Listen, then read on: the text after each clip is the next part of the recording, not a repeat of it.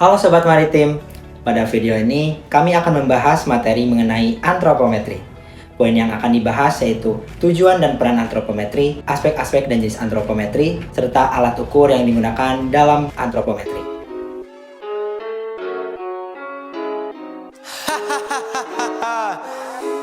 You hear that? I'm just fucking laughing at this beat. I'm laughing at this beat. Yeah. Hey. I take this shit from the highest league. You can never be as high as me. No, I ain't never been to college, but I got that flow that come right out of Ivy League. She wasn't religious, but she came to kick it, and now she be telling me I believe. I got a vision, they catch a precision. I'm driven as far as the eyes can see. Okay, I'm independent, they can't fire me. That's why I stay fire, see. All of these rappers, they wanna be friends, but I treat them all like a rivalry. Shitting on you, can I please get some privacy? I'm killing you quietly.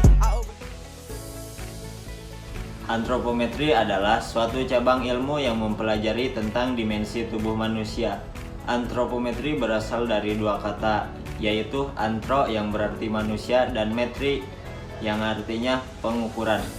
Pada dasarnya, ilmu antropometri digunakan sebagai bidang yang membahas perihal pengukuran manusia secara fisik. Tujuan utama dari penggunaan antropometri ini adalah untuk memahami tentang variasi ukuran tubuh manusia serta adanya hubungan dengan faktor-faktor lainnya. Data antropometri ini dapat digunakan dalam berbagai bidang seperti kesehatan, nutrisi, desain produk, dan ergonomi. Tujuan antropometri ini juga adalah untuk menilai status gizi serta tingkat kesehatan manusia atau para pekerja di suatu perusahaan tersebut. Antropometri mempunyai peran penting dalam bidang kesehatan dan juga bidang industri. Antropometri penting untuk mengevaluasi status gizi, pertumbuhan anak, dan digunakan dalam penelitian kesehatan untuk mengkaji hubungan antara dimensi tubuh, komposisi tubuh, dan risiko penyakit tertentu. Dalam bidang industri sendiri, pengukuran antropometri digunakan untuk merancang alat-alat kerja, perlengkapan keselamatan, dan perlengkapan kerja lainnya agar sesuai dengan dimensi fisik manusia yang bertujuan untuk meningkatkan efisiensi dan produktivitas kerja, serta mencegah terjadinya kecelakaan kerja akibat penggunaan alat-alat yang tidak sesuai. Aspek-aspek antropometri yang pertama yaitu ada pengukuran dimensi tubuh. Dengan diadakannya pengukuran dimensi tubuh, data yang digunakan dapat memahami bagaimana ukuran tubuh manusia mempengaruhi interaksi dengan mesin dan lingkungan kerja. Hal ini penting untuk meningkatkan keselamatan, kenyamanan, dan efisiensi kerja. 2. Perancangan tempat kerja. Antropometri digunakan untuk merancang tempat kerja yang sesuai dengan ukuran tubuh manusia, guna untuk mengurangi risiko kecelakaan dan penyakit akibat kerja. Ketiga yaitu aspek faktor penyebab perbedaan. Antropometri juga mempertimbangkan faktor yang mempengaruhi perbedaan antara satu populasi dengan populasi lainnya. Faktor-faktor ini termasuk etnisitas usia, jenis kelamin, tingkat aktivitas, dan tingkat kesehatan yang dapat mempengaruhi ukuran tubuh dan kemampuan individu dalam berinteraksi dengan lingkungan kerja. Oleh karena itu, memahami perbedaan antara populasi dapat membantu dalam merancang lingkungan kerja yang lebih inklusif dan efektif. Pembagian jenis ilmu antropometri. Yang pertama, ada antropometri statis atau yang juga dikenal dengan antropometri struktural. Jenis antropometri ini diukur dalam posisi yang dibakukan atau dalam kondisi statis. Contoh dimensi antropometri statis termasuk tinggi badan, panjang lengan, tinggi siku, tebal paha, dan tinggi pinggul. Jenis yang kedua adalah antropometri dinamis. Seperti namanya, antropometri dinamis merupakan jenis antropometri yang diukur dalam keadaan dinamis atau dalam posisi tubuh sedang bekerja atau sedang beraktivitas. Contoh dimensi ukur antropometri ini adalah putaran sudut tangan atau putaran sudut pergelangan kaki. Alat pengukur antropometri. Yang pertama ada penggaris, digunakan untuk mengukur panjang tubuh, lebar bahu, lebar pinggul, dan dimensi linear lainnya pada tubuh manusia. Yang kedua ada kaliper, digunakan untuk mengukur ketebalan lapisan lemak tubuh jaringan lunak lainnya. Dan ketiga ada antropometer, digunakan untuk mengukur tinggi badan seseorang. Yang keempat ada busur lingkar. Busur lingkar digunakan untuk mengukur lingkar tubuh seperti lingkar perut, lingkar lengan atas, dan lingkar paha. Yang terakhir ada hand grip dynamometer, digunakan untuk mengukur kekuatan cengkeraman tangan seseorang. Nah, videonya agak berakhir di sini ya Sobat Maritim. Selanjutnya kami akan menjelaskan mengenai praktikum yang sudah kami lakukan, yaitu perhitungan antropometri untuk mendesain suatu produk ergonomis. Praktikum ini dilakukan untuk menganalisis antropometri pada perancangan suatu produk kursi ergonomis dalam upaya meningkatkan kualitas dan desain produk tersebut. Analisis tersebut nantinya akan diarahkan untuk mengevaluasi sejauh mana kesesuaian produk dengan struktur tubuh manusia dari berbagai ukuran dimensi. Hal ini bertujuan untuk memastikan bahwa dimensinya proporsi sesuai postur tubuh sehingga dapat memberikan kenyamanan serta fungsi yang maksimal bagi penggunanya. Selanjutnya, mari kita lihat video berikut.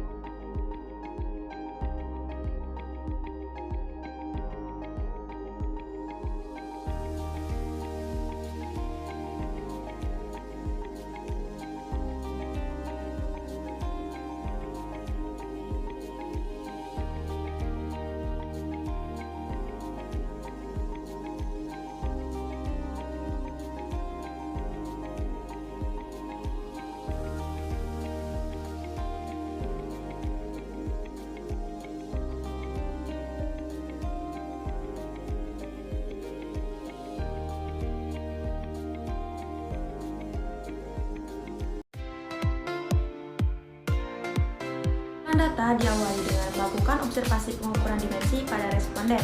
Pengukuran dimensi ini dilakukan seperti pada video yang sudah teman-teman tonton sebelumnya. Nah, tabel di samping ini merupakan hasil dari pengukuran dimensi pada setiap responden. Selanjutnya tahap 2 yaitu perhitungan uji distribusi normal. Pada perhitungan uji distribusi normal ini, kami menggunakan tingkat kepercayaan 95%. Penggunaan tingkat kepercayaan 95% ini dikarenakan memberikan keseimbangan antara presisi dan reliabilitas. Teman-teman bisa lihat gambar di samping yang merupakan hasil uji normalitas data antropometri menggunakan Shapiro-Wilk test. Selain itu juga, pada tahap ini kami melakukan uji distribusi data pada tabel Excel seperti gambar di samping ini. Tahap selanjutnya yaitu uji keseragaman data. Pada tahap ini, pertama, teman-teman harus menghitung rata-rata semua sampel setiap dimensi dengan menggunakan rumus di samping. Dengan rumus tersebut, teman-teman akan mendapatkan hasil nilai rata-rata seperti tabel berikut ini. Kedua, teman-teman harus menghitung standar deviasi dengan menggunakan rumus di samping ini. N adalah jumlah sampel yang akan teman-teman hitung, dan XI adalah data hasil pengamatan. Teman-teman bisa lihat tabel di samping yang merupakan hasil perhitungan standar deviasi. Ketiga, teman-teman harus menentukan batas nilai atas atau BKA dan batas nilai bawah atau BKB dengan menggunakan rumus seperti pada gambar di samping ini. Perhitungan dilakukan dengan menggunakan tingkat kepercayaan sebesar 95%. Apabila tingkat kepercayaan 95% maka nilai K sama dengan 2. Bisa dilihat pada tampil di samping adalah hasil perhitungan BKA dan BKB. Untuk mengetahui data tersebut, seragam atau belum seragam, teman-teman harus melakukan perhitungan uji keseragaman data dengan menggunakan tabel Excel seperti gambar di samping ini. Untuk mengetahui data tersebut seragam atau belum seragam, teman-teman harus melakukan perhitungan uji keseragaman data dengan menggunakan tabel Excel seperti gambar di samping. Jika datanya seragam, grafik nilai XI akan berada di antara nilai batas kontrol atas dan nilai batas kontrol bawah. Bisa dilihat gambar di samping yang merupakan grafik data seragam setelah melalui uji keseragaman data. Uji kecukupan data dilakukan pada setiap dimensi yang digunakan dalam perancangan kursi ergonomis. S adalah 10% atau nilainya 0,05, ZC adalah 95% atau nilainya sama dengan 2. Dari hasil seluruh perhitungan yang telah dilakukan pada mahasiswa dan mahasiswi logistik lautan menyatakan bahwa semua hasil data dimensi yang dihitung sudah mencukupi. Data yang mencukupi menandakan bahwa jumlah sampel sudah sesuai untuk dijadikan sampel populasi. Tujuannya agar penyesuaian besar kecilnya suatu barang dapat dengan mudah diukur karena sudah memiliki contoh sampel yang mencukupi. Karena pada tahap ini semua data sudah mencukupi, maka tidak perlu dilakukan penambahan data dan langsung menuju ke tahap selanjutnya. Setelah melakukan perhitungan uji kecukupan data, langkah selanjutnya adalah menghitung persentil. Persentil merupakan suatu nilai yang menyatakan bahwa persentase tertentu dari sekelompok orang yang dimensinya sama dengan atau lebih rendah dari nilai tersebut. Misalnya, 95% populasi adalah sama atau rendah dari 95 persentil. 5% dari populasi berada sama dengan atau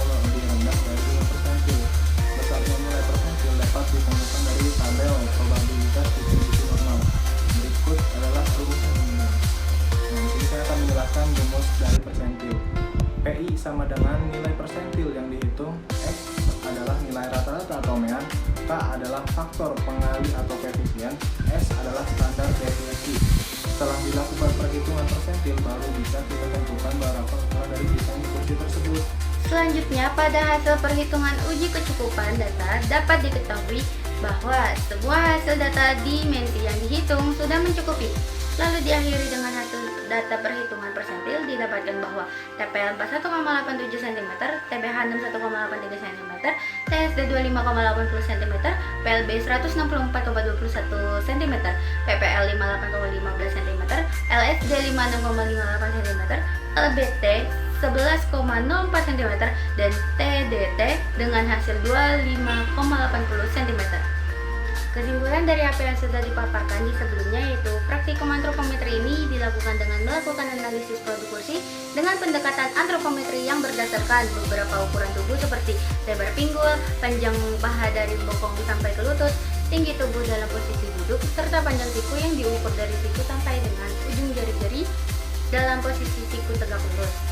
Pengukuran ini dilakukan untuk mengetahui apakah dimensi ukuran produk kursi yang akan dirancang telah sesuai dengan struktur tubuh antropometri rata-rata tubuh manusia. Setelah dianalisis, dapat diketahui bahwa seluruh variabel ukuran yang digunakan pada penelitian ini memiliki perbedaan terhadap dimensi awal dan dimensi ideal produk kursi setelah dilakukannya perhitungan. Berdasarkan hasil praktik yang dilakukan oleh kelompok kami, dapat disimpulkan bahwa dari perhitungan uji keseragaman telah didapatkan hasil TPL, TBH, TSD, PLB, PPL, LSD, LBT, dan TDT menghasilkan data yang seragam. Nah, kita sudah berada di penghujung video ini. Jadi gimana nih Sobat Maritim? Semoga materi dan praktikum yang sudah kami jelaskan bisa bermanfaat untuk semua Sobat Maritim yang menonton video ini. Dan jangan lupa like, komen, dan subscribe untuk mendapatkan informasi di video lainnya. Terima kasih.